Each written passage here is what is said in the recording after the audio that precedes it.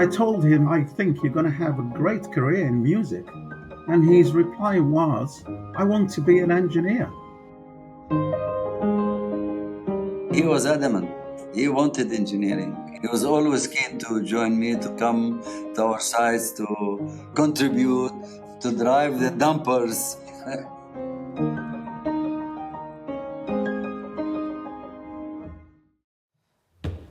Ladies and gentlemen, distinguished guests, friends, family, thank you very much for joining us today, and a very warm welcome to the global headquarters of structural engineering. How is a structural engineer made? Is it nature? Is it nurture? How do we influence the buildings and the structures that we work with? How do we take into account the people that occupy these buildings? And how do we get the best out of it and make sure they're relevant in a changing time? So this will be my journey today with you, to tell you a little bit about my journey and what I did so far and what I plan to do as president. I first met Mohamad when he was still in college. And since then, we kept very, very close contact. He then joined Oxford University to do his Master in Engineering. And after that, he joined Atkins, where I was the Design and Engineering Manager, for an internship for 3 months. The team was really impressed with his dedication and his fast learning. I remember him as being really enthusiastic, very energetic, very inquisitive. And there was just, he was a lot of fun to have as part of the team, brought a lot of energy, and he was challenging everything that we were doing while he was learning at the same time. His timing was very good because he arrived just as we were working on the 21st Century Tower. We got to meet very, very often and talk particularly about his career, his chartership, where he wants to go and how he would achieve it. Eventually, he applied for his fellowship, which I supported, and he got it deservedly, I would say. Now he is to become the president of the IStructE. My boss, Director General of Land Department, introduced me to Mohamad, and he said, we are trying to start the standard of evaluation, appraisals, and the process. So I want you to interview this young boy and see if he can help us to achieve that, and we can give him the project.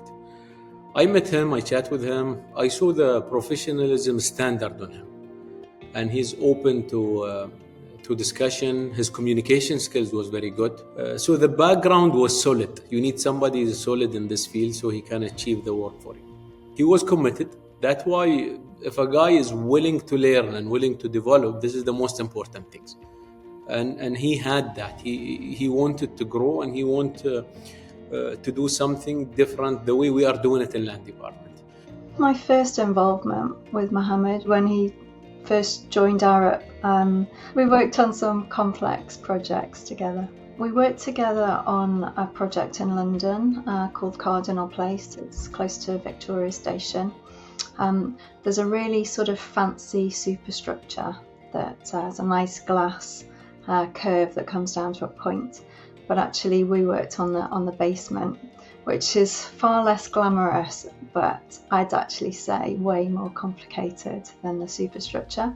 The basement had an underground tube line running partway through it, and so we had to isolate the building above from the vibration from the tube line, and also do a sort of massive transfer slab that supported the superstructure.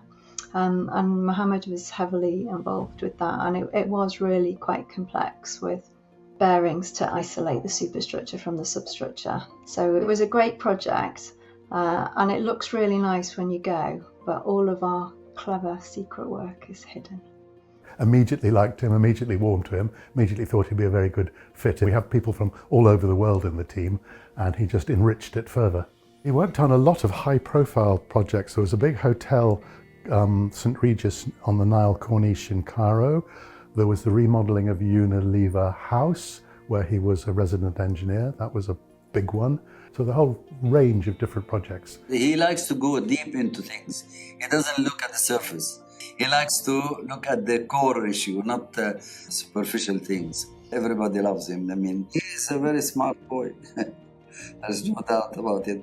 Of course, maybe I'm speaking as a father. I think Mohammed will be a great president. He will want the best for other people, and that's a really good starting point, is thinking about other people, which I think he does really well. I'm not surprised that he's risen to be president, but it's hard to get my head around the fact that somebody who I knew as a fresh graduate has soared through the ranks of the institution and is now its president. I think the institution's lucky to have him and will flourish under him. I am very proud of him because a member of our team, that he will be in this position, it's something great to us. And his knowledge and expertise, I am sure, it even will contribute to our growth here in Dubai with the standard that they are doing and they are achieving. I'm really proud of the fact that Mohammed is president now of the institution. I have no doubt that he will be a great role model for structural engineers. I have no doubt that he has ambitions to continue the progression of the institution. I'm sure that he will make a positive contribution in the year that he's president. Who would say that a pianist would fulfill his engineering dreams, chartership, fellowship, and now president of the IStructE? What a journey. I really wish him the very, very best during his tenure.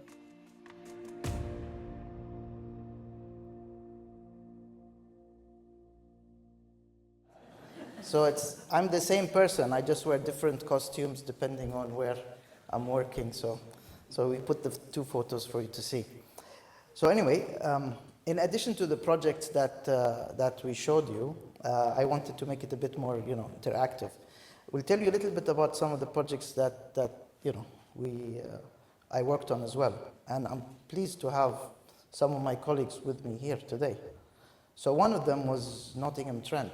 And the reason I mention these is because a lot of the work that I did previously influenced my themes that I will present to you later. Nottingham Trent was a difficult project. We called it NTU. I thought that the team was expanding at the time, and then I discovered lots of engineers mysteriously moved to different projects, and there was a lot of rotation. I was like, there must be something difficult with this site, and it was very challenging. It was a design and build project, which put everyone a little bit tense, but for me it was good because I liked working with contractors, having been brought up by them. So it was good for me, and it developed my sketching skills because you don't have time to mess around with software and things like that on site. So I felt quite happy and fulfilled with that project. And we had to transform this old building, which was more than 100 years old, and collaborate with architects, contractors, MEP, designers, and everyone to deliver a world-class building, which it is now, and I believe it's won many awards. As well, I want to talk to you about Peel House. Peel House was a challenging small project in Pimlico in London. The trickiness, I think, with that project was the site. It was very constrained and congested, and we couldn't knock certain bits out. So we had to just keep tweaking and modifying and bring in material in the middle of the night and bring certain things at certain times. Sorry, I need to stop moving. So that was another challenging project which I learned a lot from.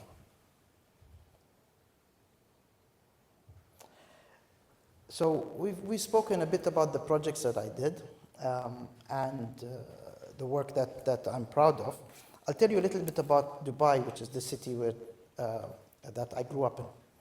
So Dubai is an interesting place that's transformed a lot, and you might have heard some more modern news about it, but I want to tell you a bit more about the history and how it relates to structural engineering. So Dubai is almost 200 years old since the first settlement, and the people there used to work in the pearling industry And it was very dangerous, very difficult, and there wasn't that many natural resources to go around. So the population was in the thousands or even hundreds. Fast forward to, let's say, 100 years ago or so, and the work moved to trade. And this was complemented with Dubai's natural creek, which allowed the ships to kind of load and unload their goods. And that brings us to one of the oldest government departments, which is actually the customs. Dubai Customs was the first government department in Dubai, founded, I believe, in the 1800s, late 1800s, and 1886. And this highlights the importance of goods and trade, etc. With that trade, you saw a lot of people settling and living in Dubai, which brings us to very traditional architecture. The buildings that you see here are in Bastakia area, which is also known as Al Fahedi district. All these buildings are more than 100 years old. There is absolutely no concrete in them, no steel, just mud, some rocks from the sea that they got. And the most exotic structural element is the timber beams that they imported from India with the teak wood. And, I'm sure Will can talk to us about the carbon content in those. But there was, very, very local material, very sustainably built, and actually relatively easy to restore. And now they have hotels and art galleries and all of that over there. Which brings us to this project, which I'm very proud of. It's Musalla Towers in Dubai. This photo was taken about 20 years ago.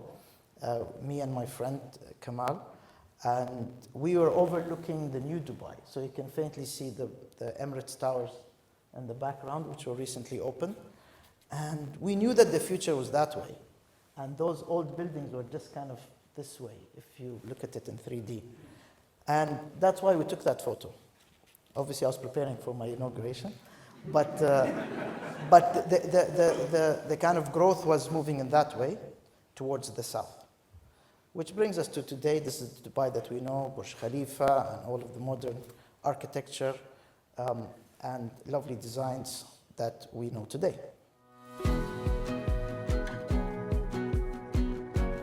I don't look myself as a mentor. I'm just a father. I mean, as a father, you do your job as a father. Mentoring is really key for everybody. So, you can be a mentor at any age. You don't know how you might impact somebody else. So it's really good to know that I actually have in some small way. I gave a lecture at the University of South Wales, and the title was Sharing and Mentoring, Inspiration and Aspiration. And really the message was, you cannot progress in your career if you don't have a mentor. You need someone to guide you, you need someone to advise you, you need someone to talk to, you need someone to share your opinions with, and that's what a mentor does. The mentor doesn't want you to be the same as him, but he wants you to develop yourself. Without a mentor, particularly in your early years of your career, you will not go very, very far. Thanks to his mentorship and inspiration, I am now the head of IStructE. I owe much to this success to Engineer Mohamad, who shaped my professional journey and instilled in me the confidence to take bigger challenges. He was always encouraging me, Majdi, do this, you can do this. I remember vividly telling him again that you need to get your chartership before you go back to Dubai, and then you can go. Nobody can take it out of your pocket. Mohamad is an engineer and I'm not an engineer. So actually we learned from each other. I didn't know I was mentoring him. So it wasn't formalized in any way, and I certainly didn't think of myself as his mentor. He joined the team and we worked together, and it was a pleasure. I suppose if you think back on who's influenced you, they perhaps don't know either. It's only in hindsight you appreciate what each person might have given you and helped shape you, to the person you are today.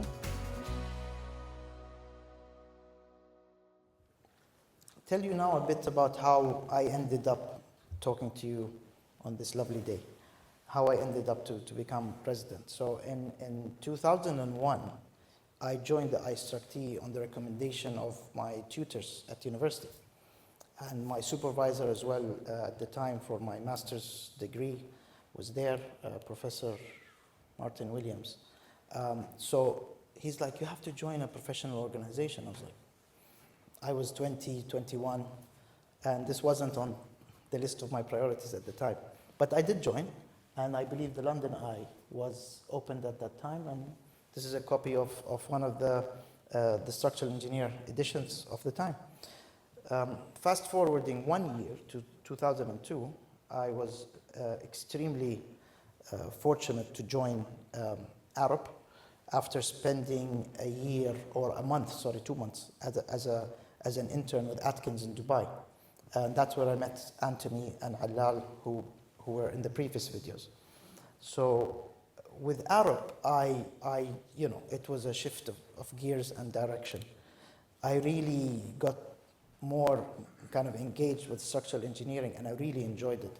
For example, they took us on our first week, the graduate induction week, to the Swiss Re project, which was later known as the Gherkin, as part of our training and site induction. It was fantastic. I'm like, okay, if we can do this, we can do a lot of other things. And what intrigued me also at the time was Alal, who was heading the Atkins office in Dubai. He told me that there's this part 3 exam that 3 out of the 10 people will pass and 7 will fail, and it's really challenging. I was like, okay. So this is something interesting. And this is really, the challenge of having this kind of difficult hurdle to overcome and to work on this beautiful project really drove me at that stage of my career. So we fast forward to kind of 2 big milestones for me, which is getting my chartership and also becoming a fellow. There's a few years between them. You can count the white hairs. So this was when I got my fellowship certificate in this room with Alan Crossman, the president at the time. So it's really been a fantastic journey, and allows us to kind of understand maybe a little bit about how I reached to this position. So we fast forward a little bit to the current location where I'm based, which is Dubai, although I am summoned to London very often to do various things. So I moved to Dubai in 2009, and it was a very transformative year for me, and it was challenging as well because, as most of you will know, that's when we were experiencing the credit crunch, the global financial crisis, and unfortunately our jobs as engineers and contractors and designers is interlinked very strongly with the economy. So there were lots of changes at various companies at the time, and I was fortunate to be offered a position in the Dubai government. I had no clue what to expect, and I wasn't happy about it. And it pushed me out of my comfort zone, and this is where also the mentors come in. And lots of people, including also my father, was like, no, you can do it, you have to learn, but you'll get through it. So I decided to take the plunge, and I very hesitantly left Arup and moved to Dubai. It took me instantly out of my comfort zone, and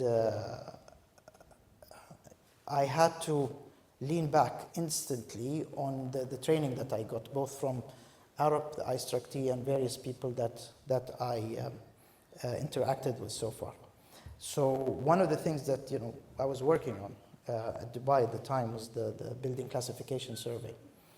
So we moved from working on smaller buildings and small projects to looking at a global or citywide scale. And that's a picture of my office building with the team of surveyors that I was managing at the time. It also involves visiting sites. So less PPE required because most of the sites were completed, but also we were doing inspections and recording various things that will help us also with climate work and other things in carbon. At the time also, I helped write the first valuation standard with our friends from the IVSC, the RICS, and other organizations. When you come from a professional background like the IStructE, the foundation is extremely solid, and you don't realize it until you venture into different careers. So having gone through the IPD, the site training, all the core objectives, and signing everything off, it was really easy to deal with other organizations in a different discipline. So we quickly, connected with various professionals and were able to deliver and perform as needed. So we did the survey work as part of the building classification project, and we did the Emirates book valuation standard, which was a Dubai standard for valuation in 2010. First edition was 2010, and we revised it every 5 or 6 years with our friends from the IVSC, which is the International Valuation Standards Council. And this is a sample report. So every building in Dubai has one of those, and I'm very proud to have this. And it lists the facility of the building, the various land area, the built-up area, the height of the building, the age of the building. And we want to use this in collaboration with the institution to work on various metrics regarding building retrofit and reuse. So, moving a little bit forward, now we're going into IStructE territory. So after getting chartered, I kind of was quiet a little bit with the IStructE, and then a few people kind of found me and they said, you have to join the committee in Dubai. So I joined the regional group in 2011 and did very little for 4 years, other than attend the various CPD talks. But when there were some changes happening at the top, they said, okay, you've done this for 4 years, so you should be our next chair. And that was in 2015. And again, it's the mentorship and it's the teamwork that we have. I didn't know what really I was doing at the time. I was just attending these meetings and arranging stuff. And the support and the push you get from the mentors is amazing. So I became chair in 2015, and I attended council for the first time in this building. And it was, brand new, like just opened at the time. It was a brand new building, retrofitted as well. And everything made sense. All these emails that we get, membership committee, ANPR, all these things made sense. And I managed to see Darren in his natural habitat as well, which was an eye-opener. I don't know where's Darren. He must be here somewhere. So thank you, Darren. So this is really, this is when things clicked. So you do these things in your career and you don't realize it until you reach a certain moment, which wouldn't be possible without your mentors. So we started working on things like succession planning and setting up the regional group to be part of the bigger IStructE family, and making sure we deliver a constant service to our members. And also, I'm very proud to have worked very closely with John as I think we both mentored each other, so it goes both ways. And John succeeded me twice, both as the regional group chairman, and now he's just voted in as VP for India, Middle East, and Africa. So it shows that it works, delivers results, and maintains the standards. So I think we're doing something right. So having gone through this, you can take a small break, sigh of relief, and we can talk a little bit about my themes. And I think we're doing okay on time. So I've chosen 3 themes based on what I've presented to you just now. So my first theme will be carbon and various work associated with that. The second one will be partnerships, and the third will be mentoring. So looking back, talking about the first theme on carbon, the technical work that I did, especially with Arab, was very kind of localized. It was very individual.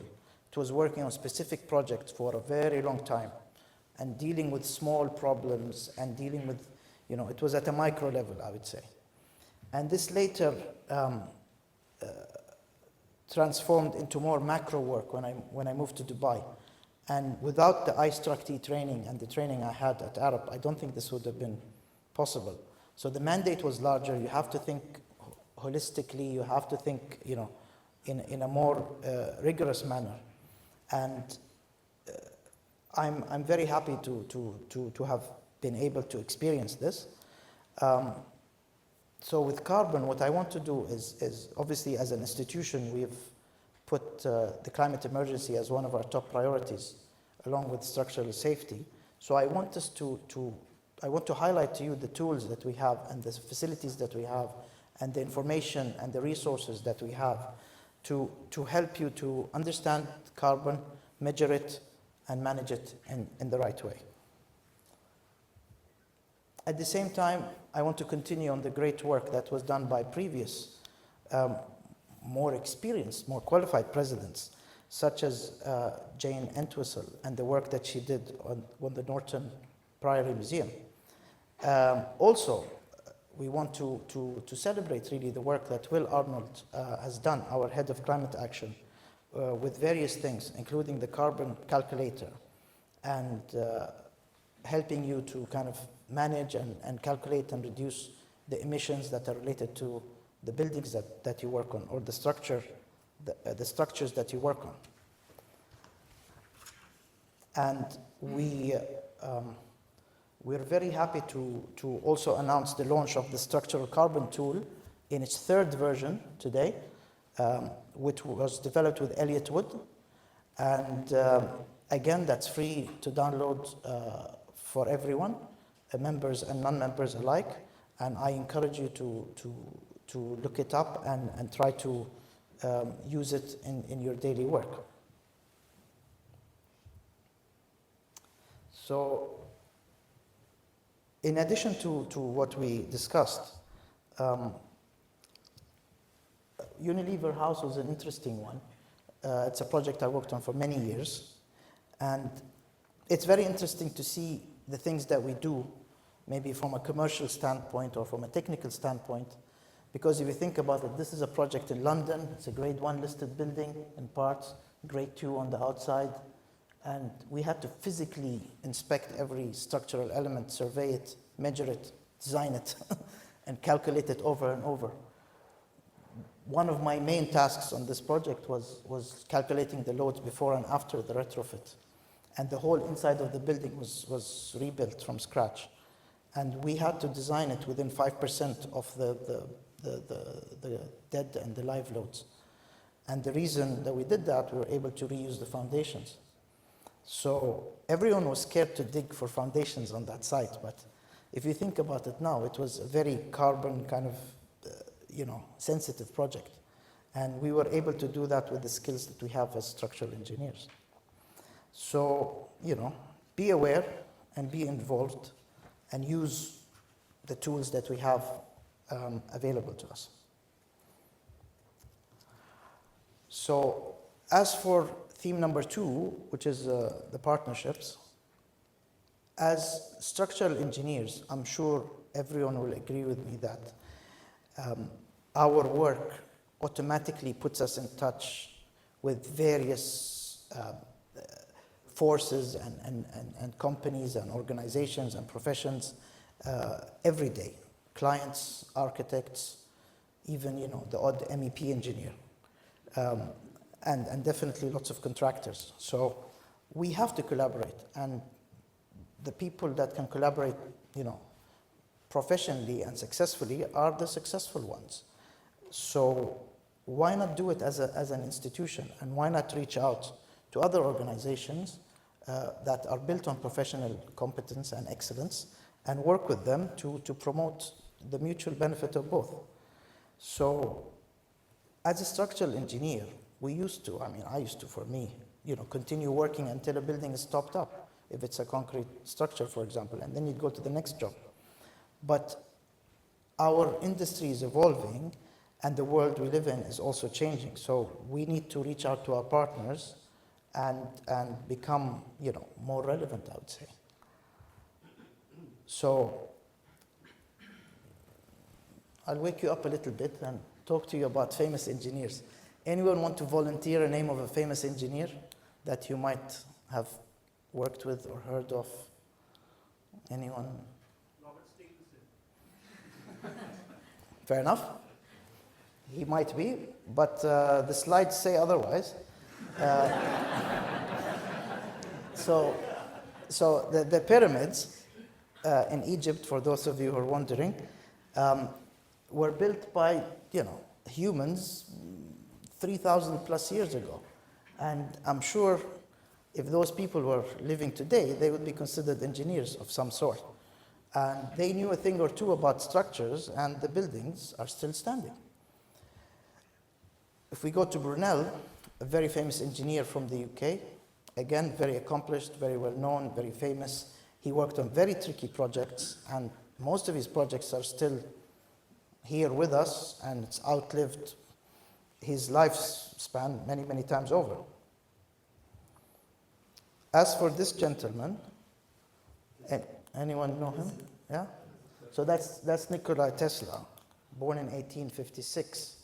He was an electrical engineer, and he worked on AC motors, and he pioneered the three-phase cycle and all these fancy electrical things. And he submitted patents for motors, and the AC motor obviously was more efficient than the DC motor, and it's required less maintenance, and that's what he worked on. Little did he know, many decades later, that the famous car that we know today took its name from him. So we have to remember that. And again, it's partnership and meaningful collaboration.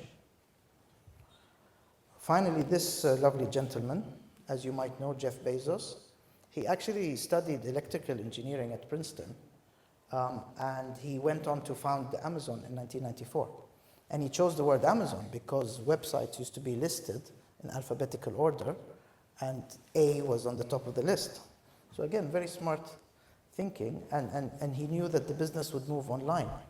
And today, obviously, we're talking about AI in the council, and our lives are challenged every day and changed by the amount of technology we're dealing with.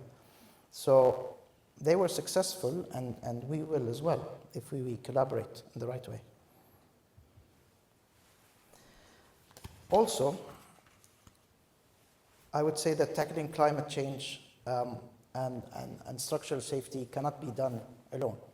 So we're proud to have the UK Net Zero standard, which I believe was launched a few months ago, as well as the collaborative reporting for structural safety, also known as CROSS. And CROSS has expanded and evolved in the last, I would say, decade or so. And it's now including newer things like fire, as well as geographical expansion into the US and Australasia. I hope I pronounced that right. So these are things that will only be possible by collaboration. It's not something you can do by yourself. As for what I've been doing, I really enjoy reaching out to universities, especially when I was a regional group chair in the UAE. And this is a photo of me with Professor Nwendu from Heriot-Watt University. And I believe they opened, Heriot-Watt is a Scottish university, and they opened their first campus outside of Scotland in Dubai. So we found natural kind of common ground between the IStructE and Heriot-Watt, as well as other universities in Dubai. So we would go and talk to their students, and their professors would encourage them to join the IStructE. And I think if we develop this interest at a young age for the students, then it's both beneficial for our industry and us as structural engineers, as well as their career, and it will give them a path towards professional excellence. At the same time, we are proud and happy to work with industry as well, with developers. These are some of the developers we work with in Dubai. They know, or they might not know about WL²/8, for example, or various Eurocodes or British standards, but they know if they hire a substandard structural engineer, their development will be delayed, which will cost money, which will cost time. So they also naturally will go towards a chartered engineer or someone with expertise and someone with a professional background. And also, this last photo is with me and the founder and the CEO of Bayut.com. Bayut is Dubai's gum tree, for those in the UK. And a lot of property is listed on Bayut.com, and a lot of information, lots of things are sold there as well. So as a government, we don't really build very good websites. And as a tech startup, they don't know that much about real estate. So the interaction we have with them is very healthy, and the collaboration has yielded good results. So we share with them the building data, and they kind of do the tech stuff for us. So that has worked very well for us. And this next photo is a brilliant one and a good example of collaboration and partnership. And this is a photo I took by accident, actually, in Mexico 3 years ago, where I was invited to give a talk about the Dubai story and how our regulations and setup helped encourage the tourism industry. And we connected through another international organization, which is the IVSC. And the member from Mexico there reached out to me and he said, we want an engineer to talk to us about the standards and the laws that you've put in place to grow Dubai. I mean, who would have imagined a desert becoming a tourist hotspot in less than 20 years? So we shared a lot of good tips, and we shared a lot of synergy and respect between us and the Mexicans, and it's built on standards and competence. So with IStructE and with the work that we do, it's a neutral and professional voice to develop countries and develop professions and develop careers. So that was a really positive, moment for me. And I only understood it after we did all of this. And if I didn't have the professional training with the IStructE, I don't think it would have been possible. So that brings me to my third theme, which is mentoring. And we continue the great work of previous presidents, such as Matt and Jane and Tanya as well. And I think it's very important because of the work that all of us do, if we know it and even if we don't. And I want to formalize it in a way and support people to be mentored and to mentor as well. So we've, with the IStructE, we've launched kind of two initiatives. The first is the EDI initiative, and we've set up the main committee and the subcommittees. So I invite you to look it up and join if you're interested, as well as the Elevate program, which was launched late last year. And that's our mentoring program. We want you to work locally, but be supported at kind of the intermediate level through your vice presidents and as well through HQ. And we will set the scene for you to excel and flourish in your career and professionally. My call to action with this for you would be to look up especially our Elevate program and sign up for it, whether you're a mentor or mentee.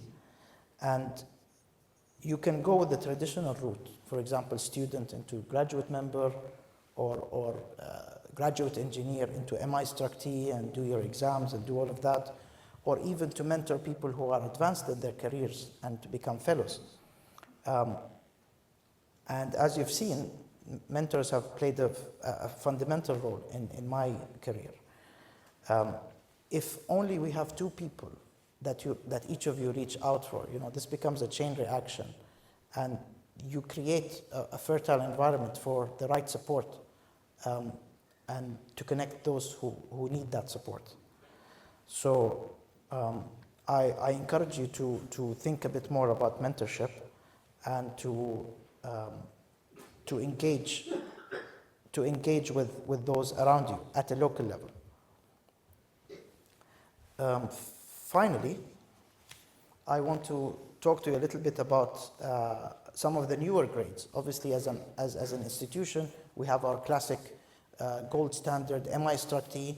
We have also the FIStructE, but we've launched new grades like the affiliate grade, which my colleague Majid joined recently as an affiliate because he wasn't an engineer.